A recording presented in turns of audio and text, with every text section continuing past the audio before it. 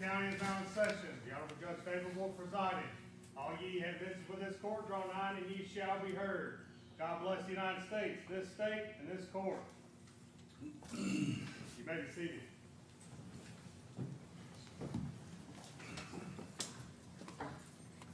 All right, good morning, everyone. We are ready to begin the sentencing phase of this case. Let's go ahead and bring the defendant out, please. Yes. Thank you.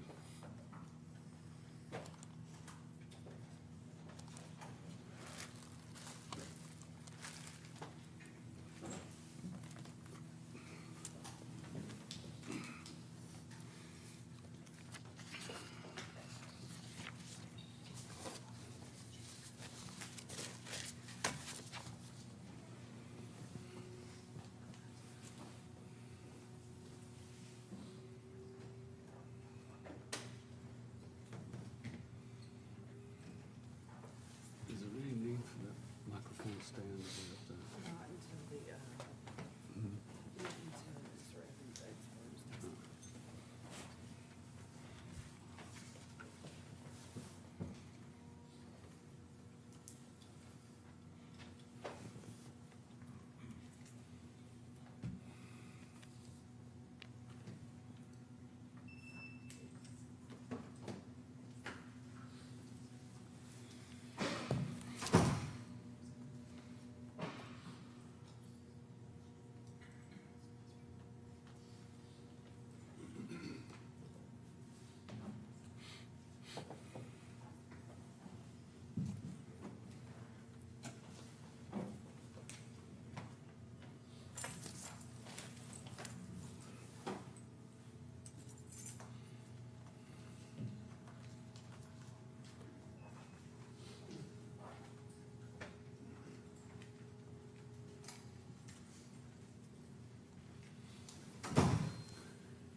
All right, ladies and gentlemen, we are we need to take up a couple of matters before we begin anything in the form of a sentencing hearing. The jury is scheduled to be here, I think, at 11. Is that correct? Yes, sir. So that we can address these issues.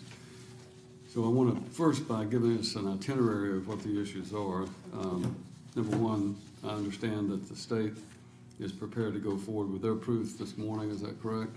That's correct, Your Honor. And can you give me an idea of what order you intend to present your proof? Yes, sir. The state's first witness will be Dr. Lee. All right. Your first witness will be Dr. Lee. Yes, sir. All right, go ahead. The second witness You need will, to turn that microphone. Let Officer Howell turn the microphone on. There's a button down there. I found the button. All right, go ahead. The state's second witness will be Assistant District Attorney Jessica Bourne. All right, The third witness will be TBI Agent Nathan Neese. all right, And the fourth and final witness will be Lisa Baker. all right. That brings me to the issue of the victim impact statement. Have both sides been able to review the victim impact statement? Yes, Your Honor. Are there any issues regarding that? There are, Your Honor. All right, let's go ahead and address those then.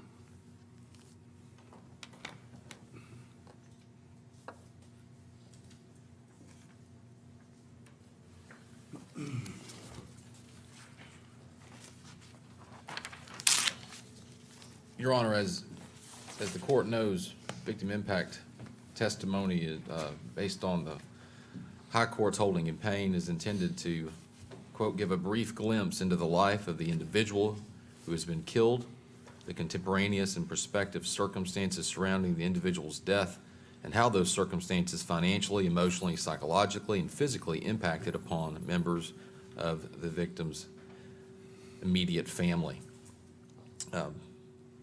Payne goes on to talk about how emotional impact of the murder on the victim's family should be most closely scrutinized because it poses the greatest threat to due process and risk of undue prejudice, particularly if no proof is offered on the other types of victim impact. So, Your Honor, I've been provided, and I'm going to pass. I can pass up to the court. I've already I shown have a this. copy. Well, I have one that's been struck through with the. All right. with- You want to submit that to the bailiff and Yes, I'll Your Honor. review it. And after Your Honor's review, I'd ask for it to be made an exhibit to this hearing. Through portions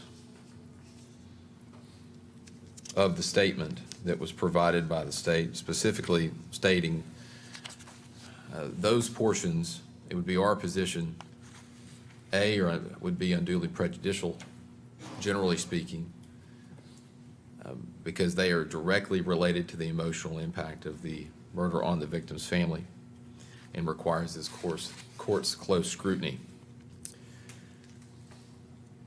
The other issues, Your Honor, I would note. Has the state been shown a copy of those portions that, what you just demonstrated to me that Yes, you're Your Honor. asking to strike? So. Yes, Your Honor. Judge, to be clear, we're not in agreement with that. Oh, I know. I just wanted to make sure you knew what Mr. Evans was challenging. And this is a specific situation where the safe to say the lion's share of the statement, and specifically all of the matters which have been stricken, either deal with issues that go directly to the emotional impact of the murder. There's no real, in the entire statement, there's no real discussion of financial impact or physical impact or psychological impact. It's really, the entire statement really bears on the emotional impact. And I know it's a great emotional impact. I'm not trying to lessen that or belittle it. But in this context, Judge, there are several statements that just aren't appropriate under pain. There's an extensive portion of this statement where Ms. Baker talks about what she addresses the jury directly and tells them why she wants him to be put to death, that she won't give up until he draws his last breath. Those are absolutely inappropriate based on the case law we have before us. So, Your Honor, I've went through this statement mindful of the loss she suffered, and mindful of her right to go before the jury and be heard on that issue, but in protecting the rights of Mr. Wiggins, as I'm obligated to do and bound to do and have sworn to do, and as this court has sworn to do, those items that we have asked to strike are appropriate. They are outside the scope of proper victim impact testimony, and to allow them in would be unduly prejudicial to Mr. Wiggins. State's response?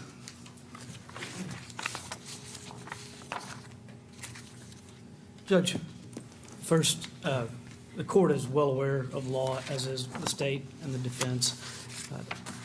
These things are not unduly prejudicial. This jury has already witnessed a homicide on video.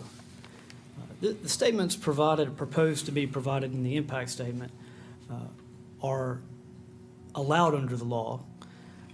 And Your Honor can give an instruction to the jury as to which portions of the statement should be considered in their deliberations and which should not. But they've seen this video. They know. They know how horrible this crime was, this murder, this execution. This statement should be allowed. And let's also keep in mind, Mr. Evans reflects to a portion of the statement where Ms. Baker asked the jury to put Mr. Wiggins to death. Well, that's the purpose of the sentencing hearing. That's what the state is doing, is requesting that they return a verdict sentencing him to death. Also keep in mind what the jury heard for an entire week in Knoxville from the defense, which was, ladies and gentlemen, our client's life is in your hands, and we're just asking for mercy. This is the opposite of that. Here, we're asking them to not give Mr. Wiggins mercy. Your Honor, her role here in this portion of the trial is very, very specific. She's not an advocate. That's not how she sits as when giving victim impact. It's not her role to judge potential mitigation proof. There's a large section of this that's been stricken out where she talks about childhood trauma. and the potential childhood trauma that Mr. Wiggins' son would endure if he were to be allowed to live. This is beyond the pale. It's not her. Her role is very limited based on pain. And again, talking about childhood trauma and specifically addressing the jurors, it's not her job to advocate for the death penalty. That's Mr. Crouch's job. That's why he's here. And if you go further down, Payne, or excuse me, State v. Nesbitt, it quotes another case that it relied upon. It said it would be very difficult to reconcile a rule allowing the fate of a defendant to turn on the vagaries of a particular juror's emotional sensitivities with our longstanding recognition that above all, capital sentencing must be reliable, accurate, and non-arbitrary. And what Mr. Crouch is asking this court to do is allow Ms. Baker in this instance to do just that. This court is well aware of the fact that this case has, for the last 3 years, been a heavy burden on the family members of Sergeant Baker. And this court is also well aware of the law, as I'm sure the district attorney's office is also aware of the law that we're required to follow in sentencing for a capital case. Clearly, and I'm quoting now from the State versus Nesbitt, which is 978 Southwest 2nd at 888, and then I think it also quotes from Middlebrooks, State versus Middlebrooks, 995 Southwest 2nd at 558. Admission of a victim family member's characterizations and opinions about the crimes, the defendant, and the appropriate sentence violates the Eighth Amendment. In the State versus Hester, the case that I relied upon yesterday with Judge Alan Wallace regarding the retention of 4 alternate jurors, that State versus Hester case, 324 Southwest 3rd, page 1, a 2010 Supreme Court case, says that testimony that a victim or a victim's family member either supports or opposes the death penalty in a particular case is irrelevant as victim impact and/or mitigation. That's the law that I am required to follow. Allowing the state, some of these statements in that are included within this victim impact statement, I understand that, and I'm going to read those portions that I think will have to be removed from the victim impact statement, not because I particularly want that to be done, but because of the simple fact that the Supreme Court has said I can't allow it. And if I allow it, it constitutes reversible error. And we accomplish nothing by that, depending on what the jury does. It just simply allows for that to be reversed on appeal, and we start all over again. My job is to avoid that, to make sure that the defendant's rights are protected and he's given due process, but also that the state and the victim in this case don't have to unnecessarily go through this more than one time. So I, again, would reiterate that this is standing law. It's not something I am just picking and choosing to enforce. It is the law of the state of Tennessee as espoused by our Supreme Court. Whether I personally agree with that or not is irrelevant. I took an oath to enforce it. So for that reason, of the sections that the defense has asked to be stricken, I will read those portions and I will rule whether or not those portions may be stricken. In the third full paragraph of the victim impact statement, the defendant challenges the following statement by the victim, by Mrs. Baker, that he will never be here to hold her, to kiss her, to watch her grow, to offer fatherly advice, to walk her down the aisle, to meet his grandchildren, to do any of the things that father would, could, or should be here to do. This court finds those statements to be admissible and overrules the defendant's objection to that statement. The defense challenges the following. What I seek from this court is a picture of justice. Although I believe that my husband's death will never be truly justified, there were too many displays of hate and malicious acts for that score to ever be even in my book. What I ask from this jury is to help me protect my daughter, help me protect her and ensure her safety. The only thing that will bring the smallest amount of any resemblance of closure for me is to 100% make sure that this person responsible is no longer able to breathe. I realize that this self-proclaimed monster has a son of his own, and ultimately I'm asking for Stephen Wiggins to die. Some children are better off without a toxic biological parent. That boy should have the opportunity to not be subjected to any childhood trauma. That statement, unfortunately, flies directly in the face of the case law that I have just submitted and the laws, the rules that our Supreme Court has stated. And for that reason, that will have to necessarily be stricken in order to avoid what is clearly plain error on my part to allow it in. Not because I agree with it, the law, but because I believe that is the fundamental ruling of our Supreme Court at this point. The next sentence that they object to is, speaking of childhood trauma, what about my child? What about Meredith? What should I expect or look for her as she gets older? And that could be looked at as effects from her childhood trauma. Should I just expect that her trauma will lead her to drug and alcohol abuse, that she will one day be in and out of jail, that she too could one day ruin someone else's family? In my opinion, the first part of that paragraph, speaking of childhood trauma, is a statement that references what may or may not be evidence at a sentencing hearing of mitigation by the defendant, and therefore it would be premature for that to be brought in, and for that reason the sentence, or those 4 words, speaking of childhood trauma, are appropriate to be stricken. The remainder of that paragraph, in my opinion, again, is an appropriate statement on a victim impact statement, and it will be allowed.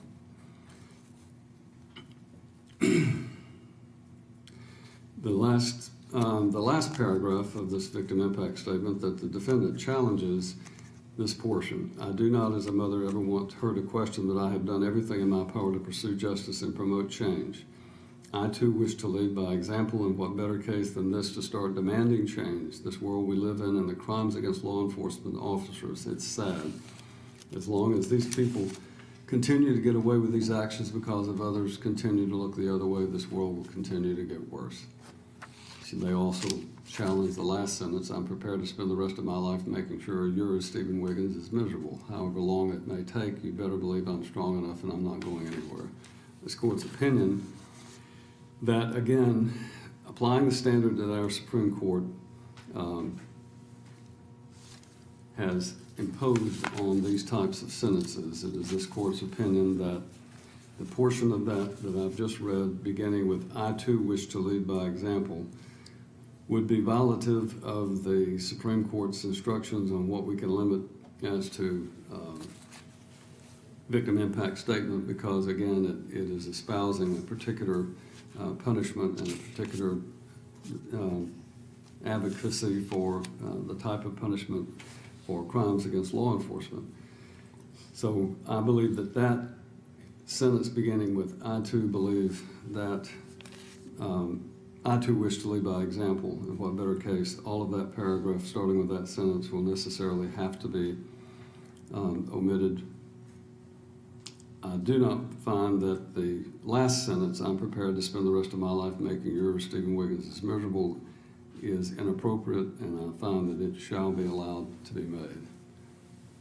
Now, again, I'm making that ruling based upon the current prevailing case law and our Supreme Court's instructions to me in allowing victim impact statement. I make this ruling at the beginning of this sentencing hearing so that the state may, in cooperation with Ms. Baker and my ruling, redact the statement that she will be reading to the jury, and then obviously she'll need to read it exactly as is ordered. And then that will, I think, resolve the issue of the victim impact statement. Anything other than with the state's proof that we need to address? No, Your Honor. We would ask that before Ms. Baker is brought to the stand, that there would be a brief jury out for the court and defense to, again, read the redacted portion and a final agreement on exactly what will be said. I agree with that, and I believe that is appropriate so that we can make sure that the statement that she's going to be prepared to read will reflect the restrictions that I'm required to put on it. So, all right. Now, having then dealt with that issue, we have 2 motions that have been filed But before we get to that, we may want to go ahead and talk about the defense had filed a motion early in the case regarding an aggravating factor. And I believe I have that motion here before me.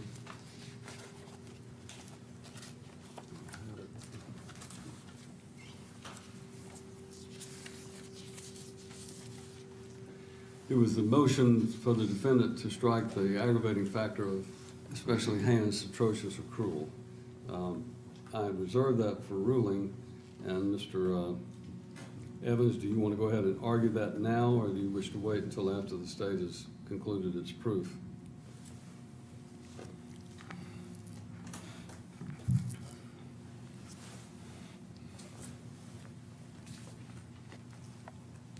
Your Honor, not to belabor the point too much, because you've heard a fairly lengthy argument on this motion previously, and you've got the papers in front of you. It'd be our position now, with the proof that's been presented by the state, that the hack aggravator is not appropriate in this case. As I'd previously argued, for the hack aggravator to apply, it requires that there be something more than that necessary to affect the death of the victim in the case. I cite to several cases in the motion as examples that are well in excess in the confines of analyzing hack aggravator. They're well in excess of the proof that's been put forward here today or throughout this trial. So for those reasons, Your Honor, we'd ask that the heinous, atrocious, and cruel aggravator be stricken. All right. General Sagan, do you wish to address that? Yes, Your Honor.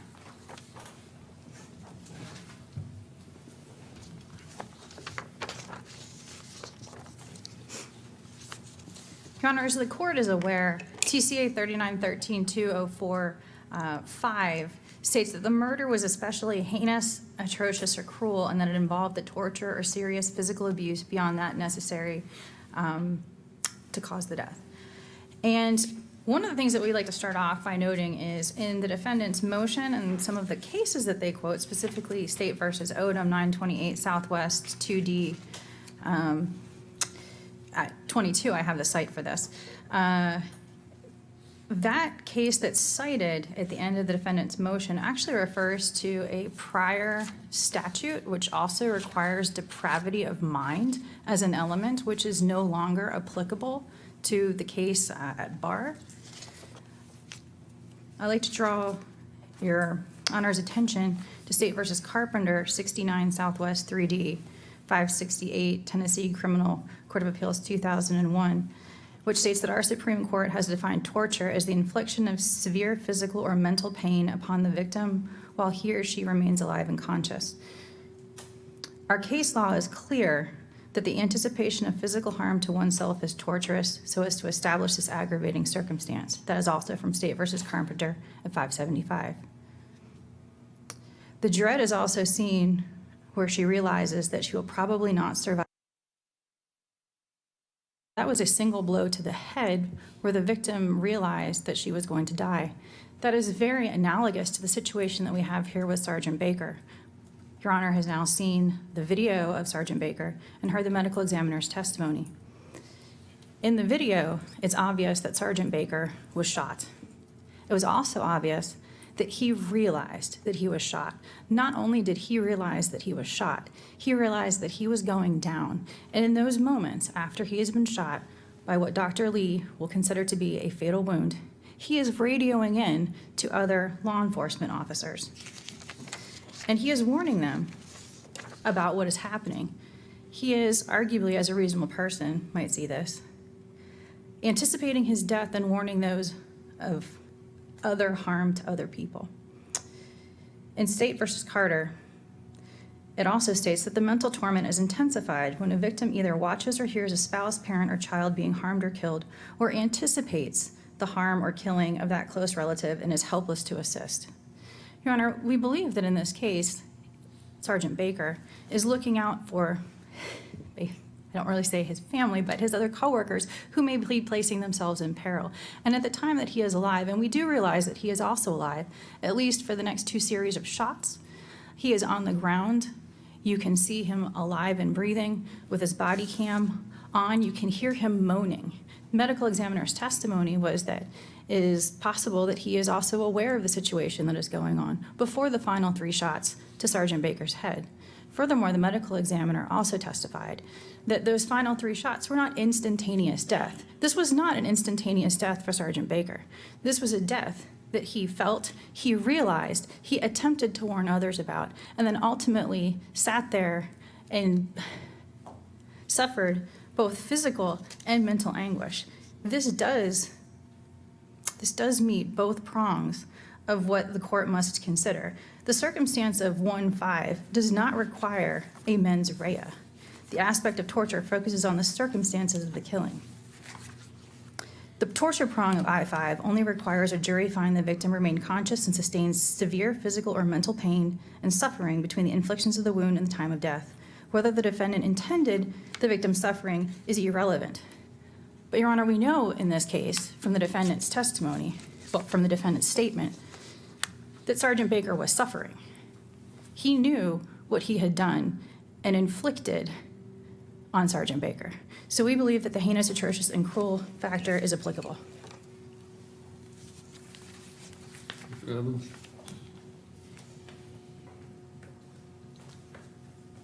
Judge, what the state is asking the court to do essentially is to rule that in any shooting case where someone is shot more than one time, that the hack aggravator is applicable.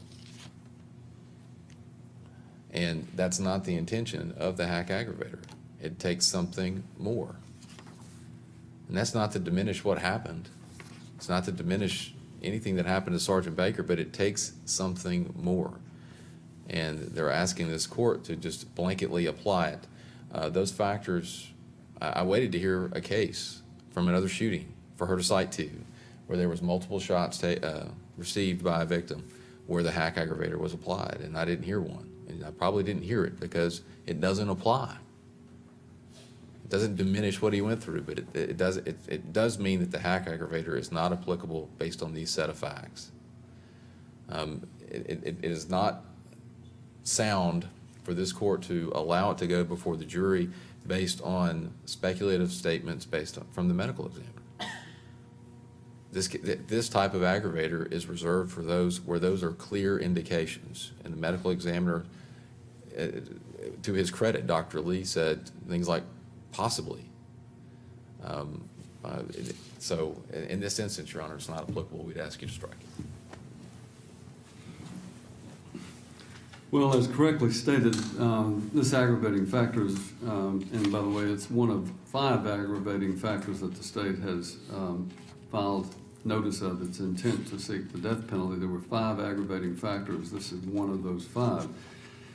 And the law does require that for the court to find that should be submitted to the jury, that there be evidence of torture or serious physical abuse beyond that necessary to produce death.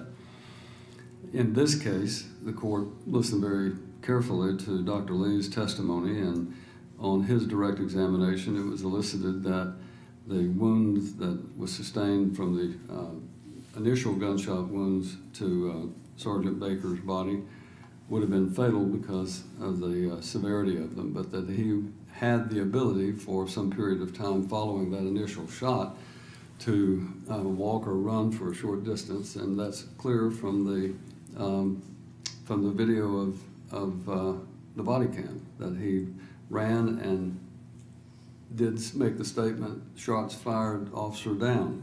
He then collapses on the ground, and you can visibly hear or audibly hear his breathing, and that breathing continues until those 2 are the additional shots that are fired.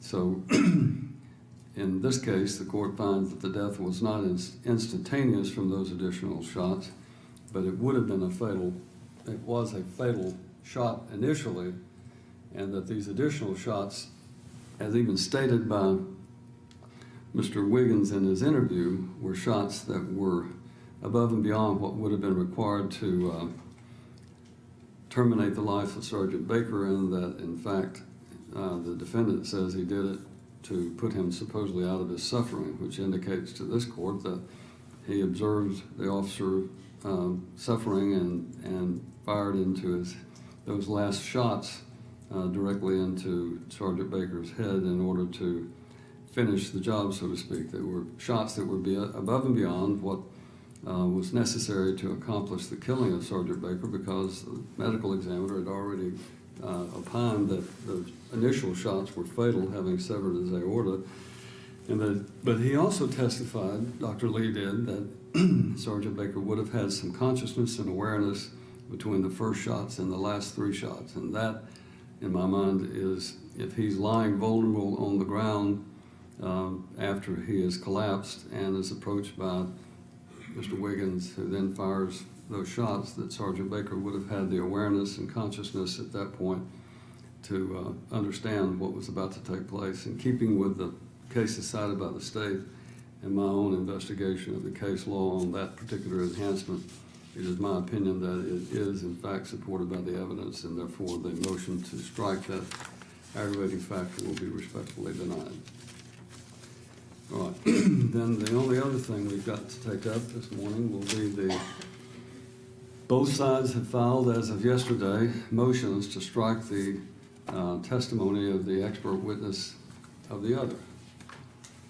The first one I believe I received is the state's motion to strike the testimony of the defense witnesses, and will allow the state, since my recollection is that was the first one filed, will allow the state to argue their motion, and then we will take up the defense's motion to strike the testimony of the state's witness. That was state filing number 55, state's motion to disqualify the defense mental health mitigation experts. So Mr. Wyatt, you filed it. You wish to argue it? Yes, Your Honor.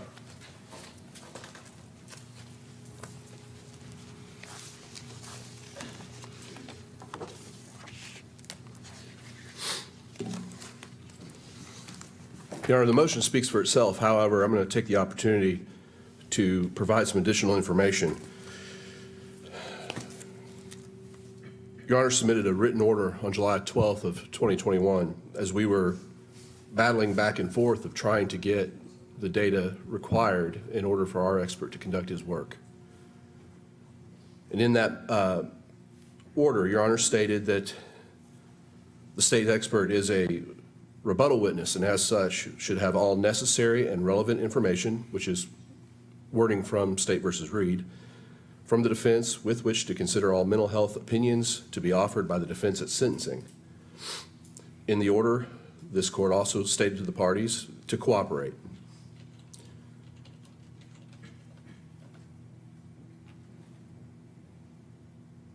Finally, as was brought up by the defense, there were certain issues that the defense wanted to be off limits for Dr. Schott. And Your Honor stated that the areas which the defense asserted were, quote, off limits were only off limits if such information was not relied upon by a defense expert in reaching an opinion. Since filing this motion, I've had an opportunity to review part of Mr. Wiggins' videotaped interview with Dr. Schott. We've also received defense reports from Dr. Melissa Karin, Dr. Bhushan Aggarkar, Dr. Dale Watson, Dr. Andrew Newberg, Dr. Aaron Bigler. But what was most troubling was in Dr. Schott's commentary and analysis section of his report, and he discusses limitations that were placed upon him, I guess naturally, because of what he did and did not receive. Dr. Schott received the reports of the experts as well as records, historical records pertaining to Mr. Wiggins and his medical and mental health visits in the past, but did not receive raw data or interviewers' notes. And if I may approach, Your Honor, I've got an email that I wish to share with you. All right.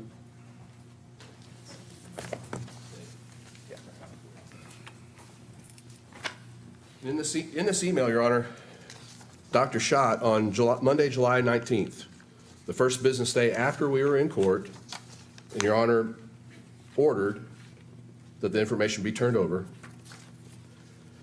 Dr. Schatz writes to Mr. Evans, Mr. Evans, in going over the recently provided expert materials, it appears that I was not sent the following. 1, interview notes. 2, raw psychological test data and computerized testing reports. I would like to review this information. Thank you. Mr. Evans responds the next day, on Tuesday, and says, Dr. Schott, we did not include the information that you request in your email as it is not discoverable. Your Honor, we're here yet again, and I have just something tells me this won't be the last time we're here on this, because the defense has not abided by Your Honor's orders. Dr. Schott relied upon what he had. He's a rebuttal expert. And this also goes to a certain extent to the defense's motion. He can only rely upon what he has provided by the defense in their reports, and can only go by what he sees in his interview with Mr. Wiggins. In his interview with Mr. Wiggins, for example, Mr. Wiggins states that the prior experts, the other experts he had spoken to, discussed the facts of the crime with him. Dr. Schott would have known that had he seen the interview notes and the raw data. The reports don't state anything about the facts of the crime that he has been convicted of. Throughout this whole case, since June, of 2018, the defense has dragged their feet on purpose as a tactical measure to gain a tactical advantage over the state, and at times disregard what Your Honor has ordered. Your Honor, the state's asking that you put a stop to it. They did not provide what Your Honor ordered. Dr. Schott could not rely upon it because he never had it. Raw data from the psychological test. In particular, Dr. Dale Watson spent 17 hours with Mr. Wiggins. Let me interrupt you and ask you this question. My order was very specific and it said essentially that any information that the defense experts relied upon in forming their opinion would necessarily be relevant and necessary for the state's witness. Correct. Is there an indication, and of course there are multiple reports that I have just had this morning given to me. There are multiple reports from those expert witnesses. Is there an indication, based on your review, that there was information that they relied upon in arriving at their decision, such as testing, data, and so forth, that data that Dr. Schott requested that was he was advised were not discoverable? Is there any indication that they relied upon that information in forming their opinions but did not supply it? Yes, Your Honor. If I may, let me pull two of the reports, please. All right.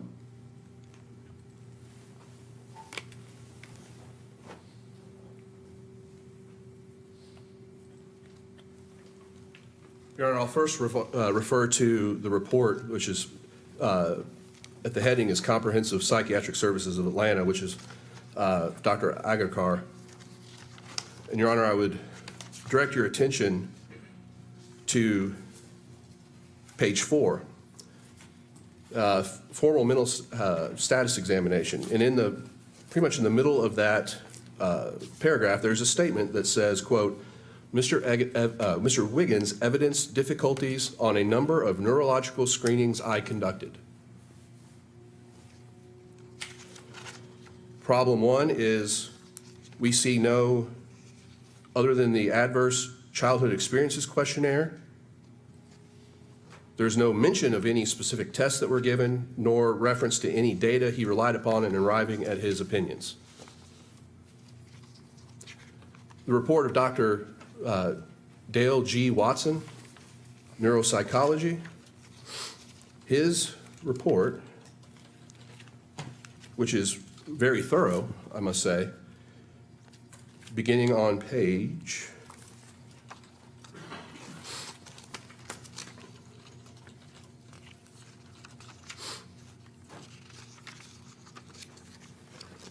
looks like 16. There's a table that the key for interpretation of ranges. There's test results. It tells each of the tests, yet there's no data to support it. Nor was Dr. Schott provided the raw data from those tests that were conducted. How can the state rebuttal expert do their job if they come in blind? I ask that you, in particular, strike these two experts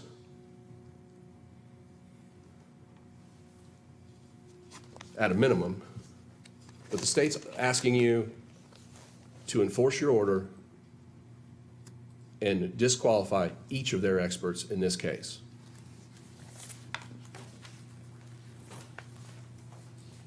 Mr. Evans? We're dealing now only with the state's motion to disqualify. We're only dealing at this moment with the state's motion to disqualify, but if you want to go ahead while you're at the podium and address your motion to disqualify the state's expert witness, we can take that up as well. So.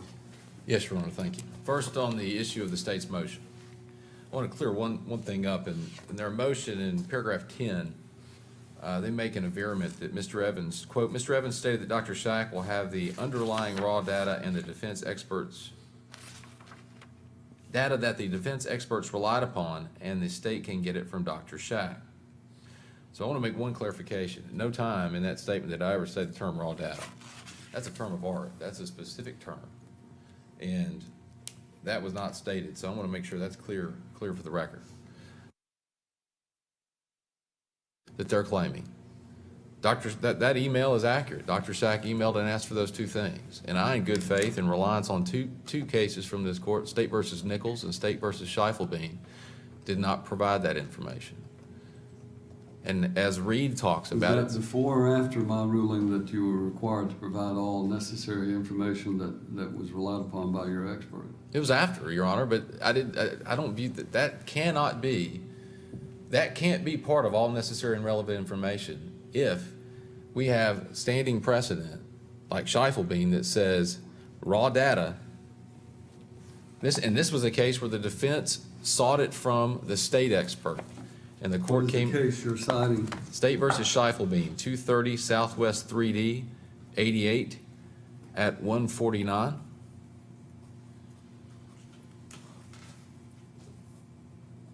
All right.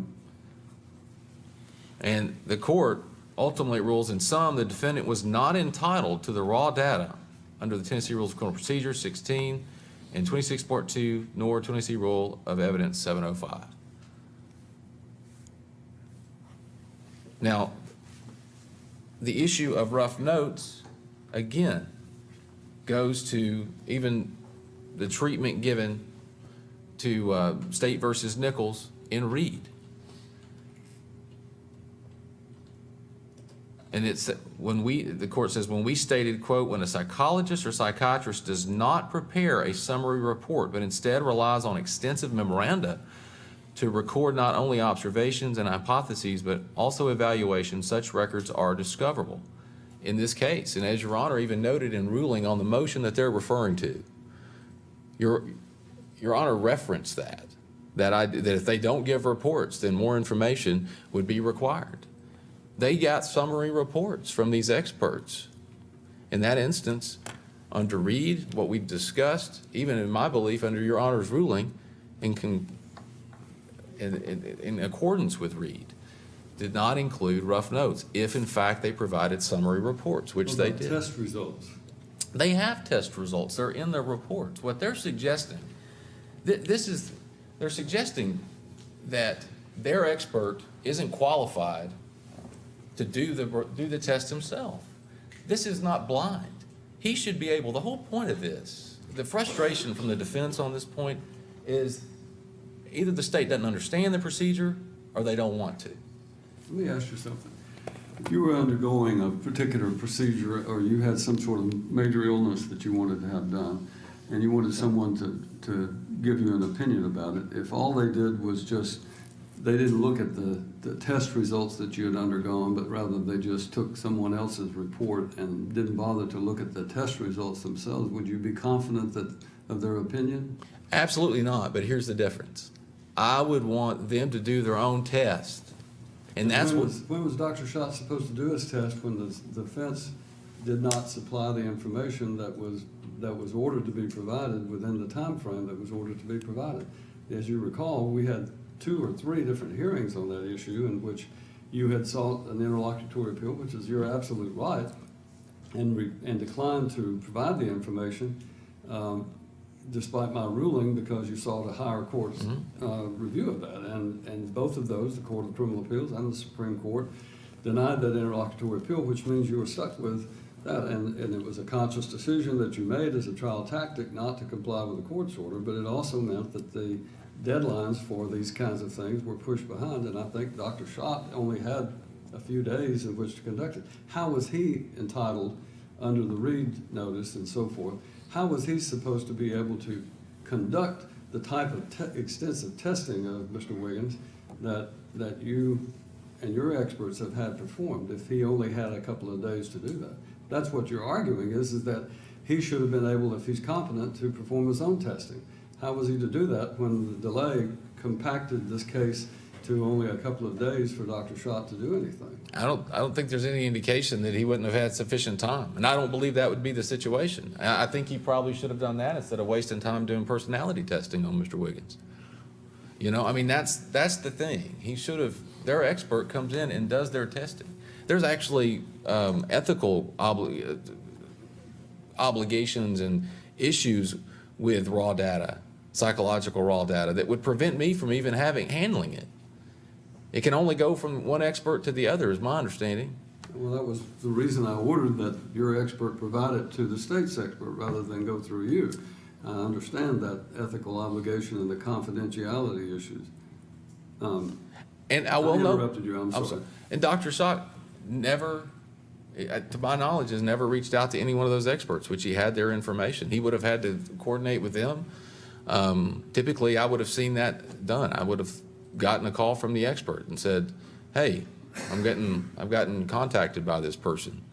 And he did contact you. He contacted me, and I'm not taking issue with my statement in the email. And Your Honor, we did that in good faith. I did that in good faith based on not only Your Honor's ruling, but existing case law. I mean, he has the ability and had the ability, and if he didn't have enough time to do the test, he could have said so. If that were the issue when he met with Mr. Wiggins, if he didn't have sufficient time, he could have said, "I don't have time." And Your Honor had already opened the idea of, "Hey, you can. We're gonna give him some grace on when he submits his report because he had such a small amount of time." My problem here is that I specifically remember at the prior pretrial hearings in which I stated that giving this information from the testing supposedly that was taking place to Dr. Schott, allowing him to have that would prevent your client from being exposed to even more potential incriminating statements and so forth of Dr. Schott conducting a bunch of different tests and so forth. Clearly, my indication was that if there were tests to be performed that had been performed that your witnesses were going to testify about, that the very idea of Reed is to allow the state's expert to have the information, necessary and relevant information, to be able to then be a rebuttal witness. And it just concerns me that it appears that the defense in this case has nonetheless resisted providing the information that I more or less specifically ordered them to provide. And it concerns me about that violation or non-compliance at the very least with the court's instructions regarding that information. Now, the remedy that I have is somewhat limited, which would be, as the state is asking me, to simply exclude those witnesses that have relied upon information that was not supplied to the state's witness. I'm certain that you don't agree with that, and that's the rather radical remedy that I prefer not to employ. But my concern is, my ruling was that if a witness for the defense, a mitigation witness, an expert witness, relied upon information, whether it be test results or whatever, that information would have to necessarily go to the state's experts so that they may formulate an informed opinion of their own after reviewing that information. It did not authorize the state to perform its own battery of psychological, well, the psychological part's not a problem, but we're talking about MRIs and CAT scans and other kinds of things that were done. They have those. They have those. They were provided the MRI. They were provided the PET. They were provided all the imaging, all of that data. They were provided all of that. They were provided a mountain of information. They were provided everything that our experts reviewed and relied upon in forming their opinions pursuant to your court's order. They got PET scan. They got MRI. They did not get rough notes. And there's not rough notes from the imaging Text, expert. the email that was introduced says that he, in going over the recently provided expert materials, it appears I was not sent the following interview notes, and I understand your argument about that. Raw psychological test data and computerized testing reports. And is it your opinion that those were not necessary and relevant? It's my opinion that, or my position based on Scheifelebein, that those aren't discoverable. The cycle, and I just want to make sure we're not confusing one thing, and that is the scans, brain scans, the PET and the MRI, those were provided on those, on thumb drives and provided to Dr. Shack. Those are there. And they're also attached. All the scans are attached to the back of their reports. So all of the underlying data, I mean, respectfully, Dr. Shack, he can't decipher them. He's not qualified, but he's got them. But the psychological testing issue, the raw data from the psychological test, which is what I understood that email to request specifically. I did not think it included anything else related to the scans because he had those. Those were provided. Those, under Scheifelebein, I mean, I got the email and researched it immediately. I mean, I didn't just pop back and say no. I researched it on raw data and looked at a holding in Scheifelebein that's where that was not discoverable. I mean, I don't have the raw data. I've not seen the raw data. I don't have any notes from those, rough notes or interview notes from those experts. I've not seen those. Because like Nichols said, like Reed said, when you provide a summary report, and as Your Honor indicated in your own ruling, that report is to stand for the information. And it has it gives another glimpse. Now, if our experts had not done summary reports, those psychological experts had not done summary reports, it would have been a different ballgame. So I want to make clear to the court, it was never my intention to be flippant with the court's order, to not comply with the court's order.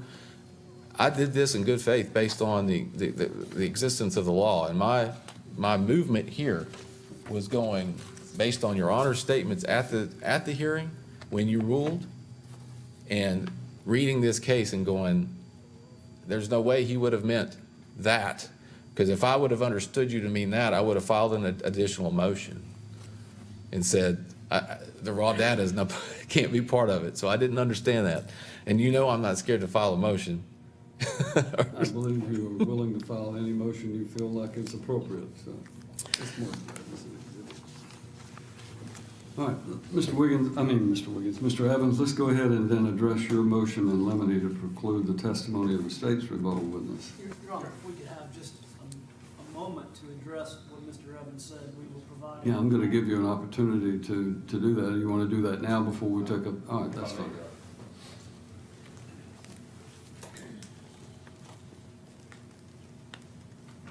The state is specifically talking about the information that Dr. shot, the psychological raw data from the psychological tests, and the interview notes from those interviewers. Part of being a rebuttal witness is being able to look at the defense mitigation experts to see if they conducted the test correctly, scored the test correctly, was done by an appropriately credentialed person to administer the test. Without that raw data, the state's expert is simply taking it at face value doing a blind review of those reports. In order to give a qualified, thorough report, the state's expert needs that raw data.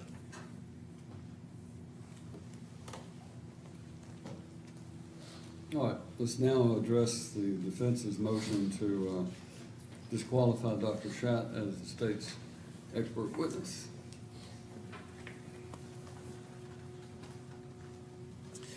Thank you, Your Honor. This is in furtherance of defense filing number 75. It's our motion in limine to preclude testimony of state's rebuttal mental health expert pursuant to the requirements of the 5th, 6th, and 8th Amendments and McDaniel versus CSX Transport and Rules 702 and 703 of the Rules of Evidence. Your Honor, essentially what we're asking for is a McDaniel, partially is a McDaniel hearing. Dr. Schacht's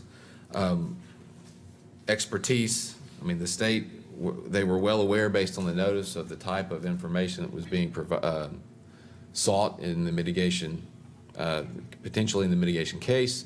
They knew the qualifications, they knew the subject matters. Frankly, there's brain scans, MRIs, things of that nature, PET scans, that Dr. Schacht opines about in his report that, frankly, it'd be our position he's not qualified to opine. And he also goes on, even on the psychological testing side or the diagnosis side, and has a litany, as Your Honor has seen in the motion. I went through several examples of words, you know, if, maybe.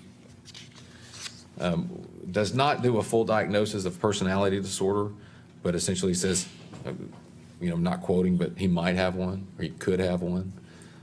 That's the type of information that's in his report. Dr. Schacht, at one point on page 2 of the motion, we've got a section that says, in my opinion, Mr. Wiggins reported a documented history, his clinical presentation and report of subjective experiences in my interviews and his responses to the international personality disorder examination converge in demonstrating the presence of personality disorder with prominent borderline and antisocial features. In connection with his personality dysfunction, Mr. Wiggins also demonstrates in my examination an extraordinary self-reported propensity towards a wide range of violent thoughts. And then he has relied upon 2 assessment tools, one of which is the Firestone assessment of violent thoughts assessment. Take several issues with this. One, Your Honor, it's our position that he's failed to, in his report, doesn't indicate that he's providing a diagnosis. And it borderlines on, or really is more of speculation than it is him coming in and assisting the trier fact. Is he required to give a diagnosis? He's a rebuttal witness, basically giving his impressions about the situation. He would be, under the rules, allowed to sit in the courtroom as your witnesses testify, and at that point, he may give an opinion based upon what he's heard. He may give, but there's no requirement that I'm aware of for a rebuttal witness to actually give a diagnosis, is there? So, and no, I'm not suggesting that there's some blanket requirement, but I don't think what he's allowed to do is come in and go, for a couple of reasons, this personality disorder issue. I don't think he's allowed to come in and go, you know, I don't think it's what that guy said, but you know what it might be? It might be personality disorder. Well, it sounds to me like what you're actually objecting to are the things he's going to say, not necessarily his qualifications to render opinions about certain things, but that you're saying that he's not necessarily qualified to give testimony and rebuttal to some of your experts. That's right. Although he's certainly qualified from his degrees and so forth as an expert in some fields, but it may be that you have objection to his testimony as to certain elements of the mitigation proof. Would that be accurate? That's correct. The other issue with personality disorder is no one, you know, if we're talking about him having to narrowly tailor that this is rebuttal, he's only allowed to rebut. None of the mitigation experts from the defense did personality testing, mostly because it's not reliable. and not highly respected in the field. But nonetheless, he did, and he's going to want to come in. A large portion of his report is this Well, discussion of my cursor, personality. we're just having a discussion. I'm sorry for, I That's okay. continually interrupt you, but speaking of his report, I think part of what he does is to indicate that there are certain statements made in these experts' reports that you are promoting, in which he, in his interview with Mr. Wiggins, finds contradictory information from Mr. Wiggins, or in the documents that he has been provided, that his information is contradictory. I understand what your argument is about the psychological testing that reveals a personality disorder, because as you correctly point out, he would be a rebuttal witness to whatever the defense witnesses testify to. And if that's not directly in rebuttal, and which I'll necessarily have to hear some of that to be able to determine whether that is in fact rebuttal, then if it's not rebuttal to what the state's experts offer, then it may very well be that he will not be allowed to testify on those issues. But again, your motion is to disqualify him entirely as a witness, and that's what I'm trying to determine. I understand you may disagree with his conclusions. You may argue that they should not be given weight, but your motion to disqualify is based on the fact that he's saying things that apparently you think that are not really diagnosis or accurate. So that's what I'm trying to understand, what the basis is for disqualifying. The disqualify outright. Well, and I will say this, it's all there. We believe they're all interconnected. But the issue that brings it to the forefront for today's purposes is the scope of his, and this was the fear early on when we were litigating Reed and putting those safeguards in place, and what information he would try to obtain from or during or testing he would do, those types of things to make sure they were complete, like we were asking for submitted questions, that sort of thing prior to his interview with Mr. Wiggins. And in this instance, the concern is that he has now went in and made opinions based on information that was outside the scope of information that was relied upon by our experts. Section 3 of my motion talks about So, it. in other words, if your expert had given him the raw data of their psychological interview and testing, then he would have had that to rely upon without having to ask Mr. Wiggins any additional questions, or are you saying something different? I'm saying something different. I'm saying he goes into detail in his report about prior criminal and bad behavior of Mr. Wiggins. I mean, that. He's not yet been allowed to testify Right. to, and again, that goes to the issue of what's he going to be allowed to testify to at the hearing versus in rebuttal to the witnesses. It would seem to me that unless there's some witness for the defense in mitigation that testifies about an issue that directly relates to what Dr. Schott has put in his report regarding the history or the violent history of Mr. Wiggins, if there's nothing that's brought out by the mitigation experts about that, and there's no correlation, then it would seem to me pretty obvious that that would not be a proper rebuttal for him to just go beyond rebutting anything and go beyond it. But again, it doesn't go to his qualifications, it goes rather to the scope of his testimony and what he will be allowed to testify to. That just seems to me to be the way I see it. And what this is all really going to be boiling down to is that we may have to have a jury out hearing to hear some of these things, both from your witnesses and then after your witnesses have testified, if they're allowed to, based on the state's motion, then we'll entertain Dr. Schott's testimony, and then we'll determine whether or not portions of it or all of it or none of it should be allowed. So. And I agree with Your Honor wholeheartedly. It's going to take an evidentiary hearing to flesh out the issues. Do you have your experts here today in the event that we were able to get started on that? No, I mean, like for this, we would need Dr. Schott. So I think he's going to have to necessarily hear your witnesses before we have that jury out hearing about that situation. In other words, what I'm saying is he would have to necessarily, under the rule, be allowed to sit through the testimony of your experts. And under the rule, as a rebuttal expert, he can hear their testimony, hear what they have relied upon in forming their opinion, determine whether or not that, in my opinion, then we'll need to necessarily hear whether or not he was supplied with that necessary and reasonable information that they relied upon, And if not, at least he will have an opportunity to hear that. We may have to have that hearing before I determine whether or not to allow your witnesses to testify if they were in contravention of my order, beyond just I understand what you're saying, and I'm going to review that case that you're citing. But my concern is that in front of the jury, if your witnesses are allowed to testify and produce this information that Dr. Schott was not given, in contravention of my order, which I'm not saying that is the case, I'm just saying if that were the case, then we've allowed the jury to hear matters that maybe they shouldn't be hearing.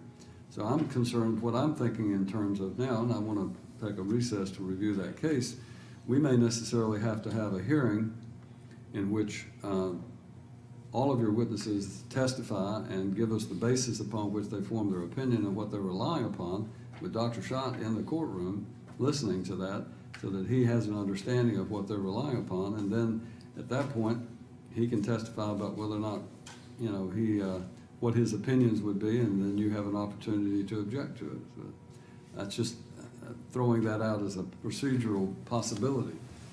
All of this would, in my opinion, have been resolved a lot easier if all of that information had been supplied, but I understand your position, you're representing your client.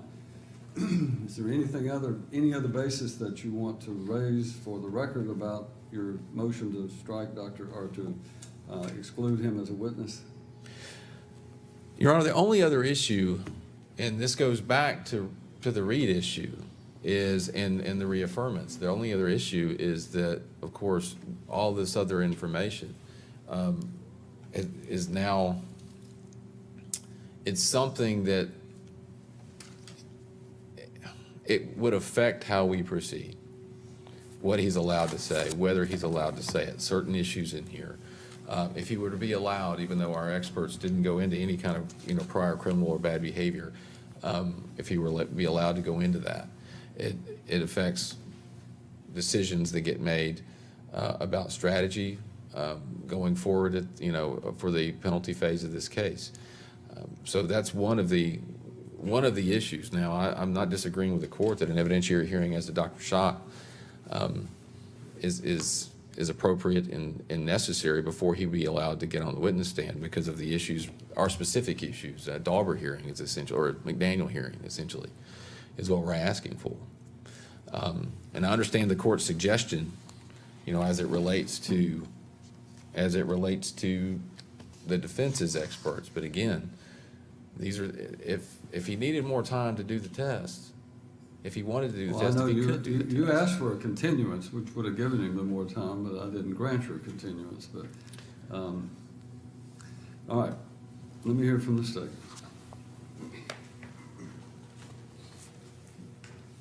And now we're just addressing the defense's motion to disqualify Dr. Schott. Yes, Your Honor. One of the first things that Mr. Evans stated was that the state knew the defense expert qualifications and insinuating that we should have gotten different experts based on the qualifications we knew. The problem with that, though, Your Honor, is we never received the CVs for the defense experts. We have not received them. The only one we received was from Dr. Bradley Freeman, who did not provide a report, but was in the initial round of experts noticed to us a couple years ago. The remaining people on that list, we don't have it.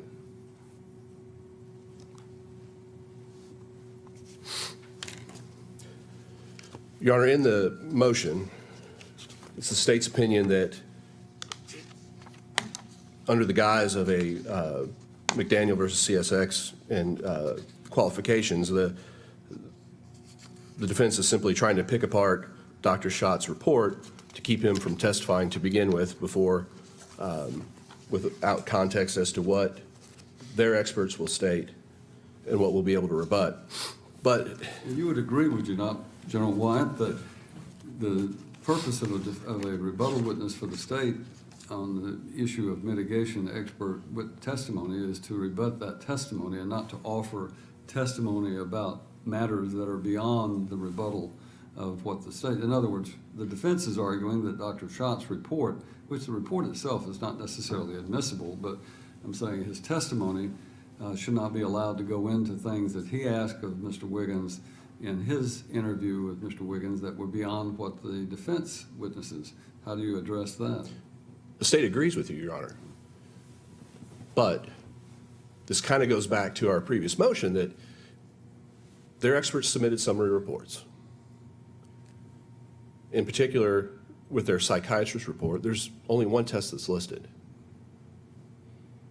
We don't know what tests were given and then simply not produced because they didn't like what they saw. And during cross-examination of those witnesses, you would be able to, would you not, to cross-examine them about the reports that they're not, I mean, you know, the basis for their opinion and the lack of any sort of probative information obtained from any sort of testing. If they're not relying upon it, then why did they do it? And if they did rely upon it and it wasn't produced, then, you know, obviously that's an issue. But I guess I'm saying is that it seems to me that that's a cross-examination issue for the state to cross-examine the witnesses, and it goes to the credibility of those witnesses rather than the admissibility of it. You're giving away our strategy, Your Honor.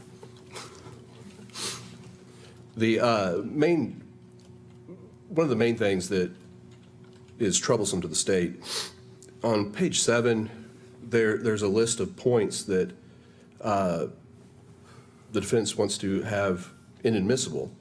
The problem is they're not exactly what's actually said in Dr. Schott's report. For example, on the first one at page 8, the motion states, whatever Mr. Wiggins' incredulous stories as a child represented, there is no clear indication it was psychosis. Report at page 8. Here's what it actually says. Whatever these stories represented, there is no indication it was psychosis, as Mr. Wiggins' reported mental status at the time was benign. That's inaccurate. It's an accurate statement. On page 10, the report or the motion states Mr. Wiggins' account of his high school grades, quote, would appear preposterous, but it could, quote, could actually make psychological sense if he has a severe dissociative disorder, end quote. What it actually states is the last paragraph or last sentence of the third paragraph on that page. When the worker confronted Mr. Wiggins about his school failure, he then told the story that the failing grades were a mistake. He claimed that for some unknown reason, he had decided to sign a different name on his school papers. There's a superscript taking it down to a footnote, number 4, that says, on its face, and under most circumstances, this story would appear preposterous. However, this could actually make psychological sense if Mr. Wiggins has a severe dissociative disorder as discussed elsewhere in this report. And that goes on throughout the motion. And I could go on and on, but it's not it'd be wasting time. The point is, Your Honor can't take that motion on its face because it's not what is actually said in these reports. The defense is simply trying to disqualify and remove his testimony based on what they want it to say as opposed to what it actually says. Anything further, Mr. Evans? No, Your Honor. All right, we'll take a recess and let me allow me to review the case that has been cited and to review some of these reports. I'll come back and I'll give you my ruling as soon as I'm able to do so. The jury is not arriving until 11. Now, anything further, did you want to address anything, Mr. Judge, Crutch? Mr. Evans and I could address the court off the record when you adjourn. All right. What I'm considering doing, because this all goes to the mitigation phase, and we've still got to get through the state's proof first, and it would seem to me that may be possible as soon as when the jury arrives, even if I haven't made a complete ruling on it at this point, I'd like to go ahead and take care of that, and then we'll see where we are regarding these issues. So, all right, we'll stand in recess, and I will see you two in chambers. All right.